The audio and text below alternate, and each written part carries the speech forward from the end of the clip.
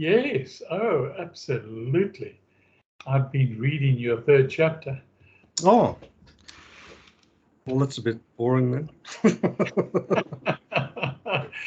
It was just the opposite. Okay. Very interesting. You speak. The third chapter is about gates. Okay. And I found that a refreshingly new word, as opposed to cycles. Okay. Yeah, that's true. That's true. Yeah. And you, but I know you started off somewhere like gate one was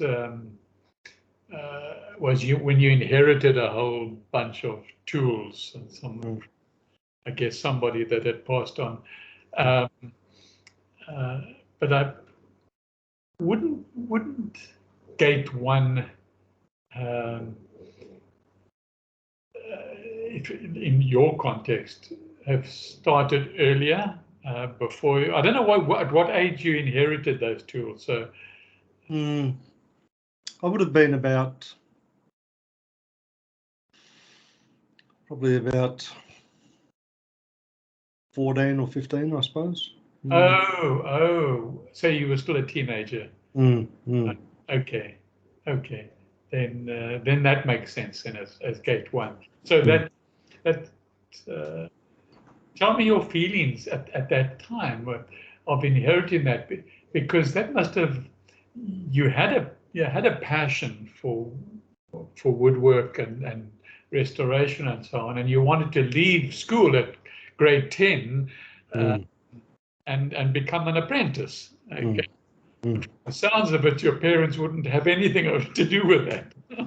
No, not really. It was, as soon as they heard the story about, your results are too good for this, it was like, oh, well, back to school you go, so. Yeah. And that's, that's such a typical of what happens to all of us. We get influenced as teenagers and at school, and obviously we get influenced by parents. I was influenced with my dad to become a pilot because he was an instructor. Okay. And I could fly an airplane at 7 years old. Okay, not by myself. I went solo, before I was officially allowed to drive a motor car. But it was to please my dad that I did it. And you continued school to please your parents. Yeah. It's exactly what it was about. Yeah. So I really understand that, and it only, for me, it was only when I had a really big wake-up call. Okay. With a pilot crashing in front of me and killing himself and burning himself, that I thought, this is not for me. Okay. This is like, it's a wake-up call. That's what it is. But you went quite a long time through your life. Hey, it was still going through it. You're writing a book rather than doing carpentry. Well, as I said, I'm finding it quite a healing process, so. Yeah. Healing from what?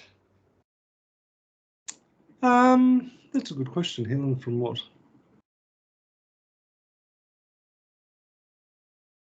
I think just the fact of writing it all down is, and just being able to sit there and look at it on a page. It's one of probably acknowledgement and acceptance of what was. Not so much about regret, but maybe more of a curiosity about, well, I wonder what would have happened if I, took a different path, so. Yeah, yeah, yeah. I mean, I did take some big decisions along the way, especially in the latter part, where there was still that push to keep on keeping on in the corporate land, but Yeah. I mean, that was a big thing to sort of say, no, I've had enough of that. Yeah, yeah. And probably one of the first times that I actually decided to do, even though I wasn't very clear on it, something that I wanted to do for a change, so. Yeah, yeah. Mm. I don't know where it fits in with your Gates, but I remember a time very clearly where you opened a shop that you were going to sell your things, and I even sent you some of my paintings to. That's right. Yeah. Yeah, and where did that fall into? Because that was after your CEO experience. Yeah. That was, one of the first sort of manifestations of doing my own thing, so to speak. But it was still not, the core of what I wanted to do, because I just fell into, I don't know if it's a trap or what it is, but into the situation where I ended up just becoming a retailer, and like a dealer, rather than actually, creating with my hands. But you were creating with your hands but you were just selling it yourself. Yeah. Yeah. But not to the extent. I mean, it wasn't. It was done sort of more out of a context of necessity rather than, Oh, okay. out of just passion for what I was doing. But I mean, there were elements in there, but it's not as black and white as that. But yeah, but it didn't have the right emphasis, perhaps, that I sort of, ultimately look for. yeah. Mm. Was that the gate where you spoke about putting creative thought into action? Yeah. Yeah. Mm. Okay. Mm. Yeah. So you were like subconsciously experimenting. Yeah, I think so, but I was still sort of a bit trapped with the whole corporate mindset, that hadn't let it go completely. I think I made a comment there. It's about like trying to mix oil and water, whereas oil is the corporate and the water is, Yes, you you did. know, yeah, so, and they don't really mix, they're at odds. Yeah, yeah. Yeah. Especially the consumeristic type Yeah. retail. Yeah. Yeah. I think sort of retail, perhaps defined a few hundred years ago, would have been a little different to. Well, not even that far back, but it was certainly more of a community-oriented, Yeah. type of undertaking rather than, stack them high and sell them low, Yeah, like bartering. Yeah. Yeah. Yeah. Yeah. So what was your overall impression? Like, did it, I guess from my perspective, like the two big things that were exercised in my mind was, well, one is, did it make sense? But the other aspect is in terms of like, like the underpinning theology, if that's the right terminology, did that come through? Or, Yeah, it definitely did. Okay. And I was anticipating getting and receiving I took my time, and some parts I sort of reread because I went into the next day uh, and I went back and yeah, I liked right at the top of the chapter. I haven't got it written down here. The top of the page, the beginning of your chapter 3, you put a quote there. oh Okay. yeah. Um, I just can't recall it. And the first sentence of the quote I thought was for me. I mean, it was a quote, so you had to quote it, but it was like irrelevant. The second part of the rest of the quote I found very interesting and thought-provoking. Okay, somehow the first part sort of watered it down, and but it was just at that time of reading it, and so it was a good start to the chapter, and you got into the gates very quickly, and you mentioned gates a lot throughout the chapter, particularly at the beginning. Okay, and then you sort of petered into a sort of an explanation of that new cycle that was starting and what it was. Okay, and yeah, I could identify with it, and I enjoyed reading it. Well, that's good. Yeah. So staying with the gates and sort of staying, because you ended off with, I think it was gate 6, with imagination. Okay, and just talk to me a little bit about what, because that's, I assume, I don't know if there's another gate that's going to come in the next chapter or something, or if that's where you're at the moment. Because you said, I think that's where I'm at. I'm pretty sure that's where I'm at the moment. Yeah. So talk to me a little bit about imagination. I think it. Where before that you were talking. The previous gate was about faith. Okay. Yeah. So tell me. I think with the imagination part of it, it's really starting to be an exploration around what is really possible, and I think part of it is driven by, like a sense of urgency, like from a time perspective. And I mean, like when you're younger, you don't sort of, have those, sort of looming sort of deadlines in your mind as such, but I think, when you start to get, to this sort of age, there's lots of things that you start to notice a lot more, like, your physical limitations start to become a bit more apparent. And also, what are the options in terms of going forward, that you've always relied on, like a career progression and those sorts of things. Whereas it now does require the ability to think quite differently about, okay, well, so what does this actually look like now and into the foreseeable and unforeseeable future?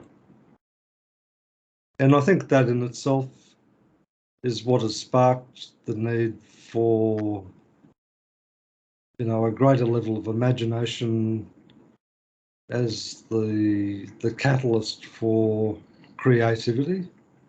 Right. It is one that, because I think at this stage of the spiritual journey too, the idea of, transcending the physicality, it's much more about, the invisible aspects of our lives, rather than, well, I can go and do this and I can go and do that. It really is something that does require us to sort of develop those aspects of our being, beyond this three-dimensional part, which has sort of guided so much of our life. And I heard a little sort of quote today. I'm still sort of digesting it a bit, but they talked about the law of three, and I don't know whether Logos sort of talks about this a little bit. Like, to give you like a really simple example, like they're saying that for something to occur and come into manifestation, it requires three elements. So,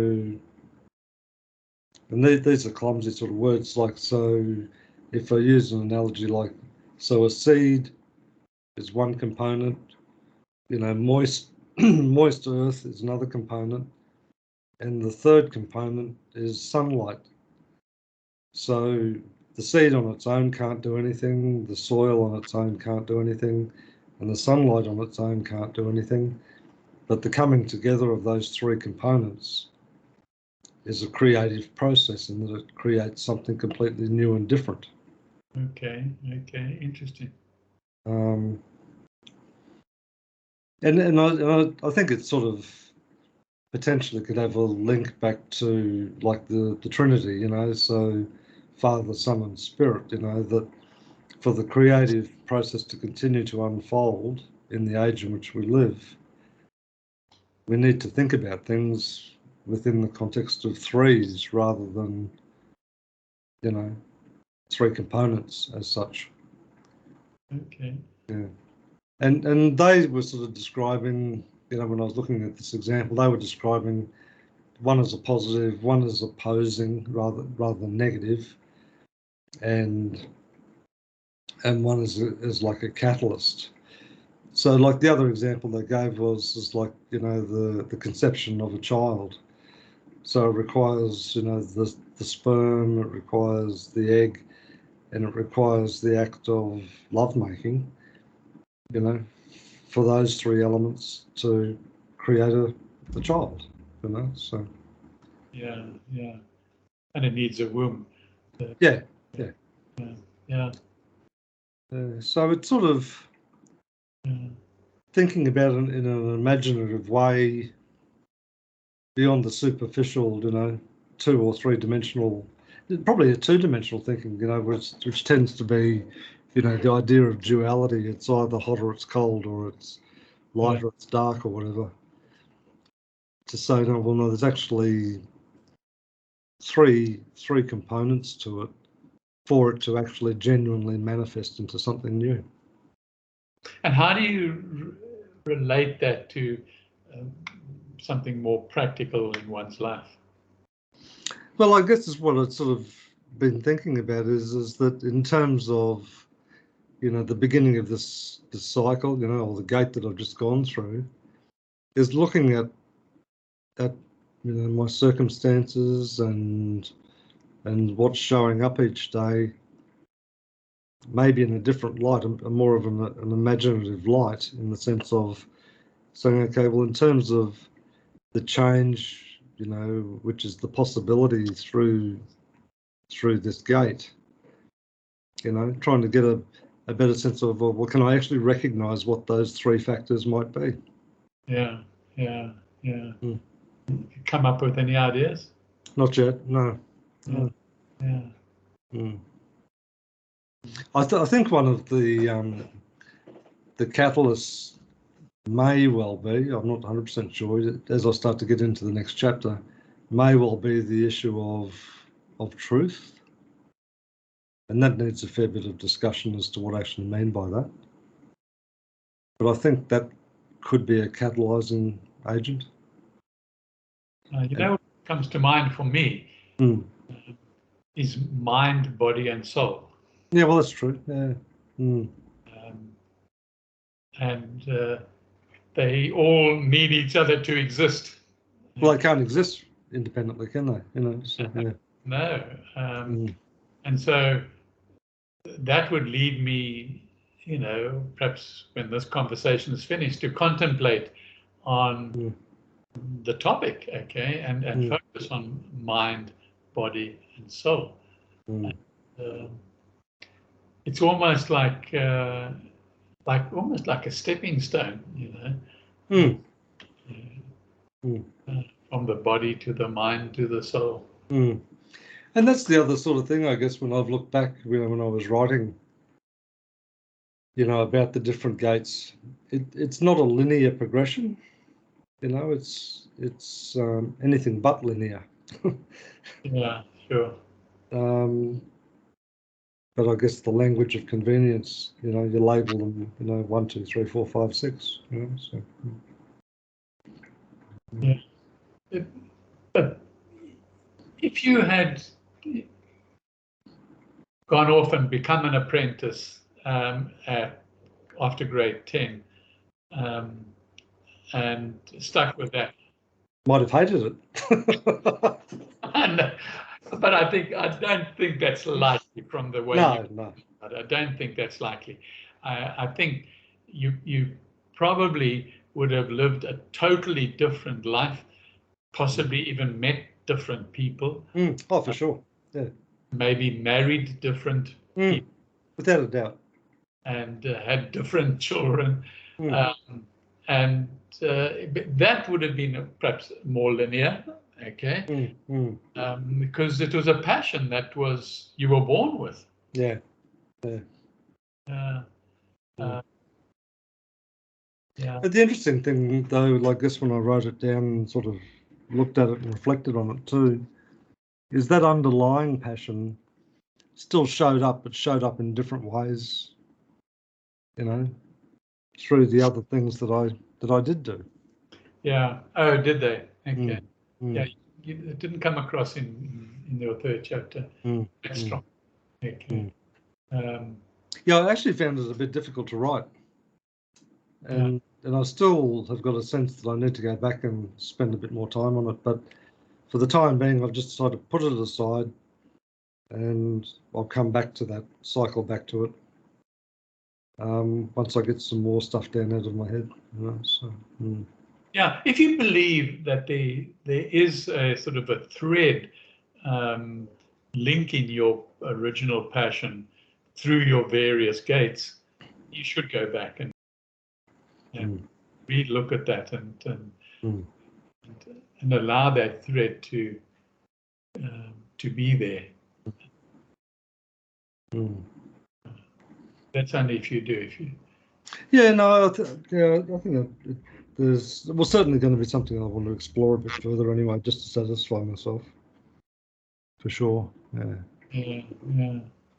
But I mean, there were some parts there that it hadn't really occurred to me in an overt sense until I'd actually written it down. You know, like there was one bit there I briefly spoke about, you know, like in a conflict situation, like finding common ground.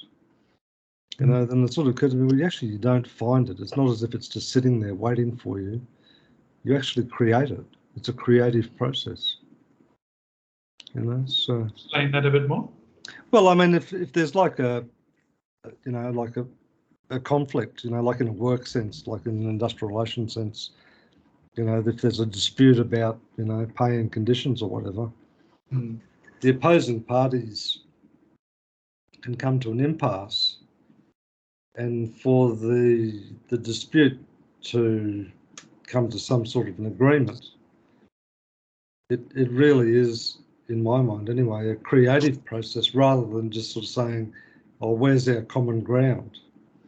Because quite often there is no common ground, you know. So, and if you look at sort of like, you know, the more profound conflict, you know, like maybe even like apartheid, for example, you know, the process of healing out of that sort of, you know, polarized positions does require a very creative approach, I think, to mapping a pathway forward. Yeah, okay. I hear what you're saying now.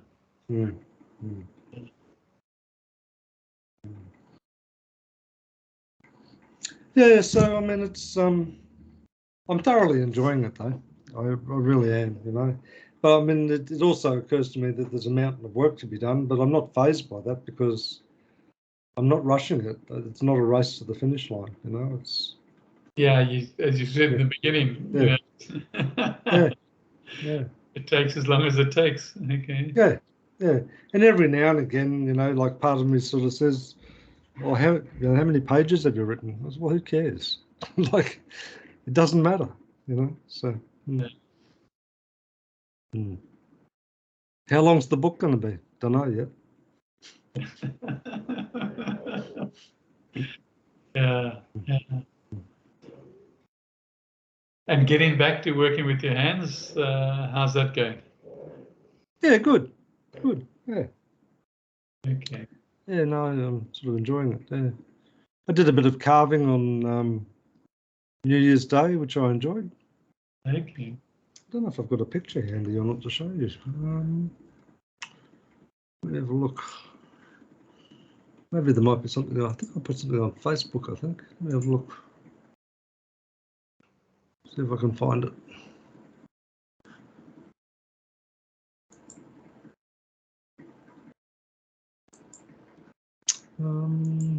I very seldom go onto Facebook these days. I do go on, but not often.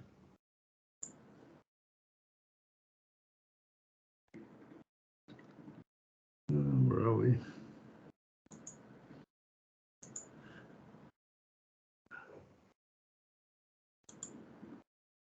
There we go. So let me see if I can get you back.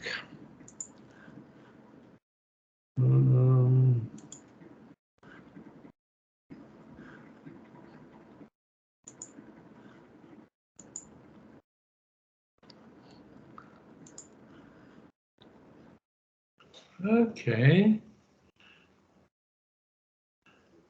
Dolphin's tail. Yeah, like a whale tail. That was the idea. Oh, okay. Okay. Yeah. Out of a single piece of wood. Beautiful. Very nice. Yeah, so anyway. And just so, had the urge to you know, go and do that. So I did. Yeah. What tool did you use to carve it with? Just carving knives. No. Yeah. What amazing talent, Don. Don't sort of see it that way, but anyway, it's a good way to express yourself, though. Yeah.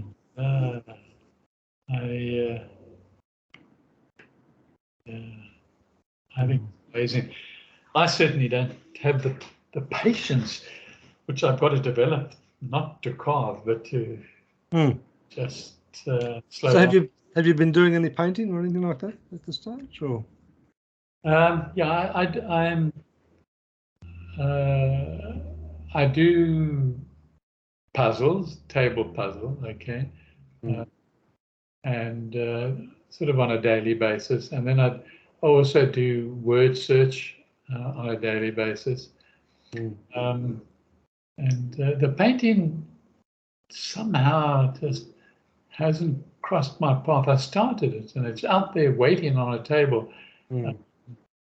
but somehow, I don't know, I suppose it's not in my grasp, whereas the puzzle is right here.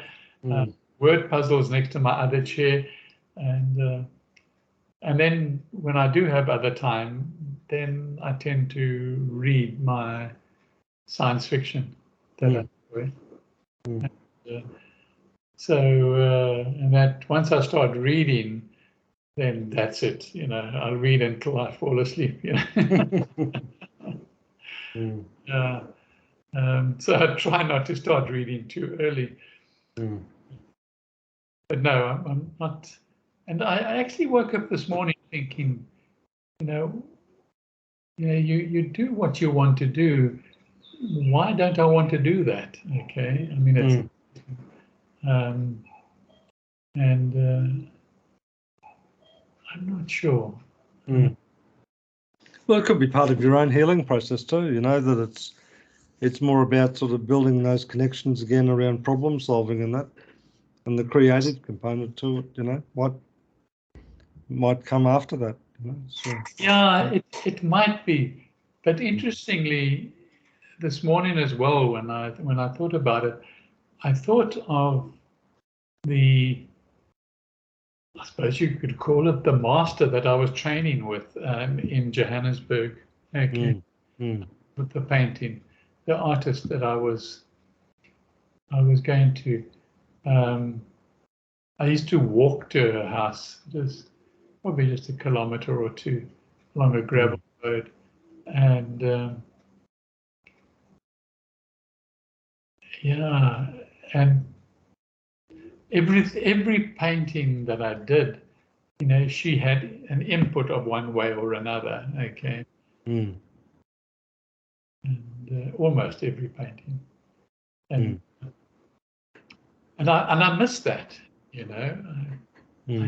I miss that. I never thought of it in the sense of a master, like I've just mentioned. But she was brilliant. I mean, she was really a amazing artist, and she was basically just you know, her and her husband was farming and doing other activities, just looking after the domestic area, but then she gave lessons as well.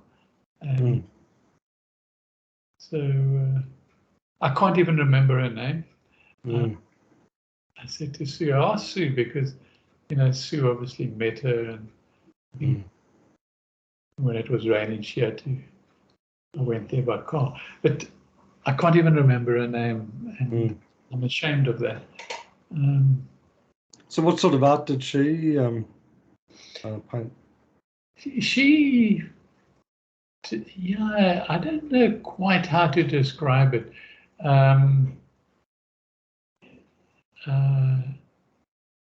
It certainly wasn't sort of the common or garden type landscape or something like that. It was more abstract, and yet it wasn't abstract. So it was partly abstract, and the color combination was brilliant with regards to the abstractness of it and the reality of what she was painting. And yeah. Yeah. Anyway. Abstract requires a lot of imagination, doesn't it? Yeah, I tried some. I can't recall. I've got some hanging around here somewhere. And yeah, I'm not sure what it actually requires. I just allowed it to flow. I didn't start out with anything in mind. So how are you feeling? Are you feeling okay and everything? And, you know? Yeah, I'm feeling well. Okay. Have you had to go back and see, you know, doctors and hospital and stuff like that, or? No, I've got to wait 3 months from the time I left the hospital. Okay. And then I've got to go back. But there were things that I had to do, you know, like I had to go and see a GP and advise him of all the things that the hospital told me about and everything, so that he could take over from the hospital after the 3 months is finished, when I go back the last time. Months. And I had to go and see, you know, have my feet checked out, and I did that, and I had to have my eyes checked out, but particularly with emphasis on my diabetes.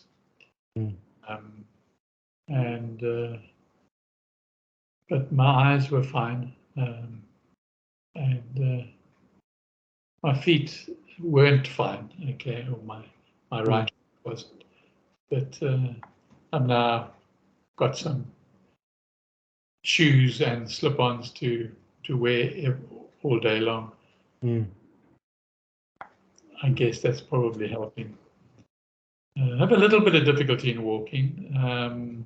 You know, like I did before the stroke, I was pushing through the blocked artery quite happily, but I was walking fine. But now I feel a bit clumsy. But I try and walk every day, but short, much shorter than before, probably half a kilometre. And and also to try and get some sun on my body. Yeah, well, that's important, isn't it? Yeah. If it was just walking, I could go earlier, before the sun comes up. Then you lose that benefit of the sun. So yeah, that's how I am. Thanks for asking. It's a process. I mentally feel good. I've certainly regained a lot of my energy. Now, remember, I was telling you a couple of weeks ago that I just absolutely had no energy whatsoever. And a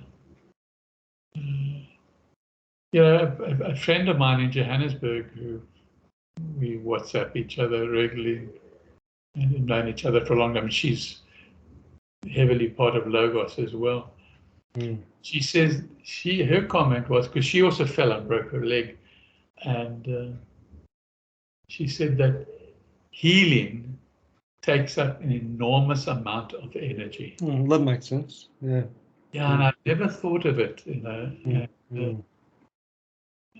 it just made so much sense to me when I read it, when she WhatsApped me. And so now, with me slowly regaining my energy on a daily basis, I relate that to successful healing as well. Yeah. And it works. And I make like today. I make even though I'm not absolutely tired, as soon as I've eaten lunch, I go and take a 15-minute cat nap. I don't time myself. Okay, I just go down, lie down, and I close my eyes. Yeah. And inevitably, I wake up within 15 minutes, and then I get up and get back to work. And even this afternoon, because Jana gave me a hell of a big task with my work. He wants me to redesign all the content of his website from scratch. So I've got to do the content, and it's a hell of a task. Okay, then he's obviously going to hand it over to a website designer, and then so I've been applying my mind the whole day. Well, other than 2 meetings with Jan. Yeah. Well, sounds good. Yeah, no, that's all good. I'm well. I am healthy, and how's your family? They all doing okay? Yeah, they. It's so interesting.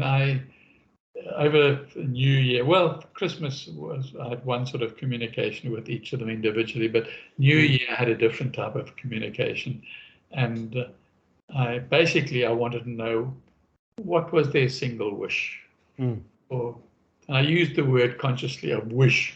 Yeah, it wasn't sort of mixed up with any traditional type thing, and so interesting. It brought out so much stuff about each of them individually. Okay? And only one of them, I'm losing my voice, only one of them said, okay, what's your wish, Dad? Okay. And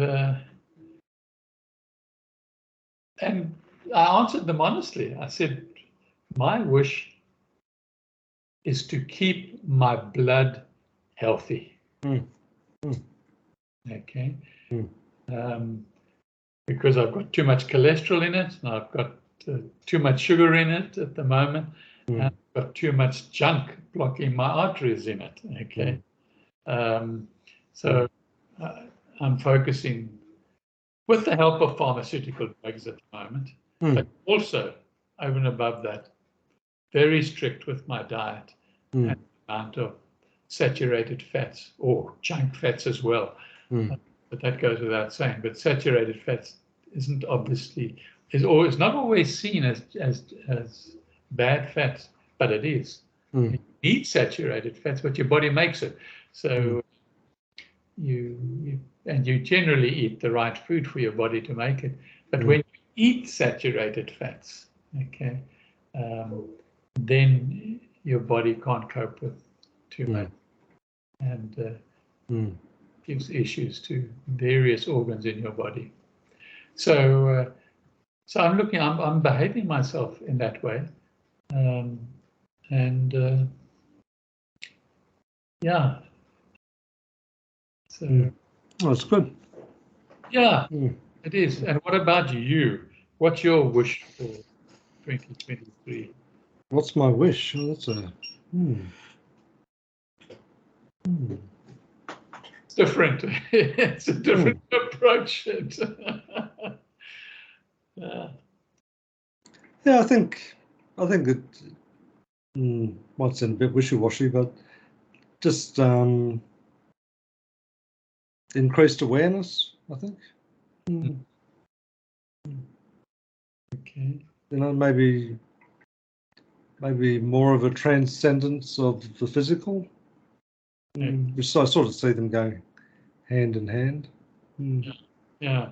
And using the three elements. Yeah, possibly. I mean, one of the examples which I actually wrote about a fair bit in the book was that idea of kintsugi, you know, where they mend broken pottery with the resin, you know. And I really, you think had to be smashed before it was appreciated. yeah, and I really feel quite engaged with like the analogy of like the gold veins as to what that is, sort of thing, you know. So so further exploration of that, I think. That I found very interesting. And but you restoring furniture, you don't use the gold paint or whatever they do. No, you don't.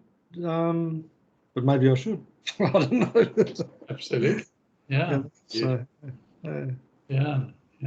And that's, you know, again, that whole creative notion sort of thing, you know. So, and that sort of gold vein analogy too really struck a chord with me, you know, about, you know, a lot of the work of Christ, you know, that really, you know, conveyed a lot of meaning for me as well, you know. So tell me, give me an example. Oh, well, you know, like, you know, a lot of the traditional sort of, you know, Jesus story, you know, is, you know, died for our sins and was resurrected.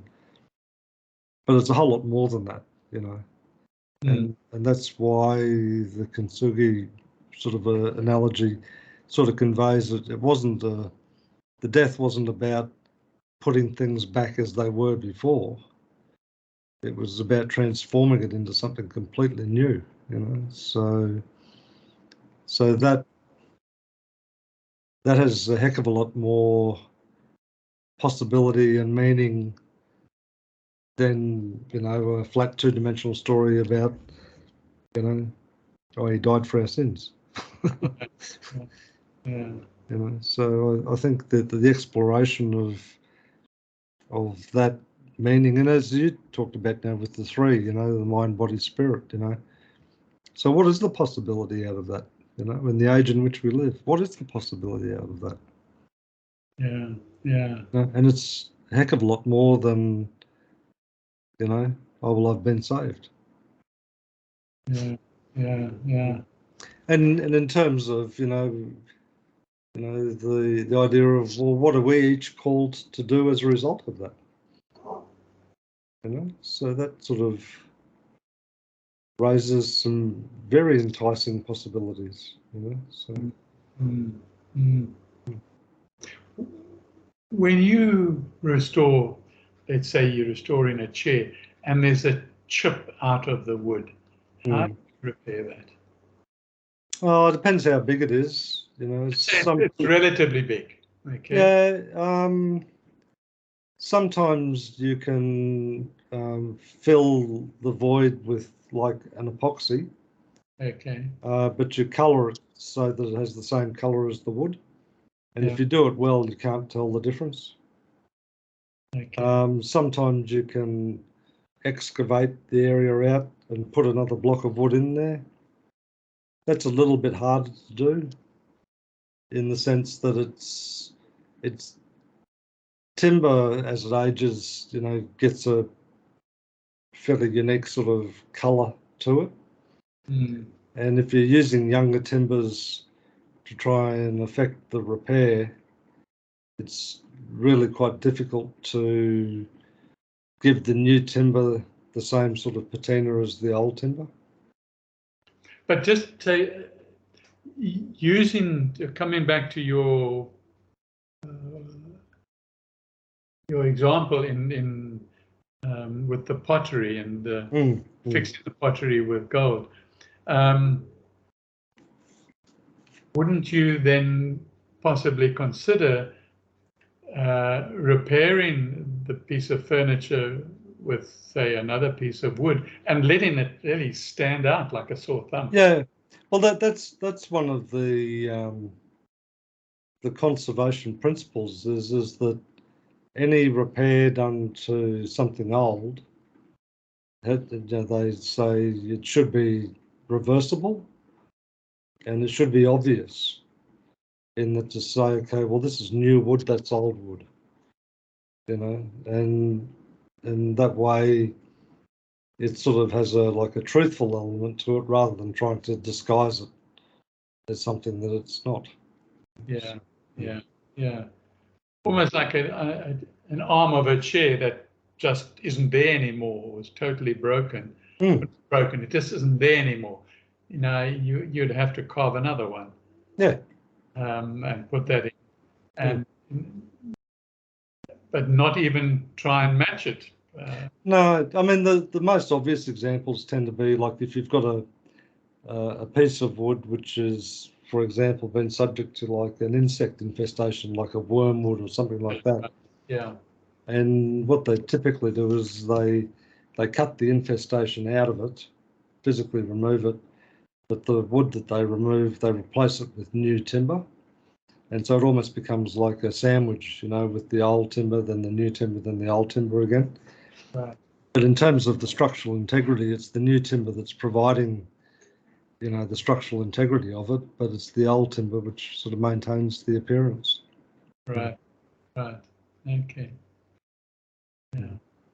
But I think it's an interesting point that you raised, though, because consistent with the idea of that kintsugi, it provides an opportunity to actually make it better than it was through its brokenness. Yeah. Through its brokenness. Yeah.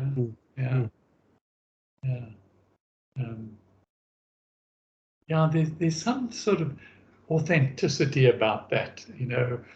When I read it, I put the article down and thought quite long about it. And you're not trying to fix it so you can't see the join, No. Because there's nothing not authentic about that, No, it's quite the opposite, isn't it? Yes, it is. Yeah. And it would be like you taking a chunk out of the chair and putting epoxy in there. And it's good for resale, good for the consumer. But it also has a deceptive element to it because it's correct. Yeah, it looks like what it's not. Yeah, that's right. Yeah. And that raises some interesting questions then, is that, and this is sort of getting into the territory of the next chapter a little bit, but raises some interesting questions about, well, knowing that, You know, how does that sit with me from a truthfulness and honesty perspective? You know, so yeah, it does raise some interesting questions. And if you're committed to the truth and speaking the truth and acknowledging how you actually feel about things, because I mean, you know, I don't know about you, but in my head, sometimes I get terribly judgmental. I get annoyed, and even though it doesn't come out, you know, like it's a bit of a, you know, boiling witch's brew in there sometimes. Absolutely, with myself too. You know, and it's really sort of, you know, that if you say to yourself, well, look, if I'm going to be really, really straight with myself, and that's going to require some discipline, you know, and awareness, right. and all of those things. And it's interesting then to say, okay, as you start to, you know, master, you know, those thoughts and reactions and emotions and that, you know, how does that show up, you know, for other people, even though they may not have directly seen what was going on, you know, right, in that broom cupboard anyway. So yeah. I mean, I find all of that those sort of perspectives just terribly exciting, because they truly are, you know, it's a transformative path, isn't it? You know, it really is. It's one that sort of says, you know, actually, now that I think about it, you know, I might only be the only person on the planet who actually knows about this, but that still doesn't make it the truth. No. Yeah, yeah. Or the fact that it's a lie. Yeah, exactly. Yeah. You know, and I've had the long-held belief that the worst type of lie is the one that you tell to yourself. Yes.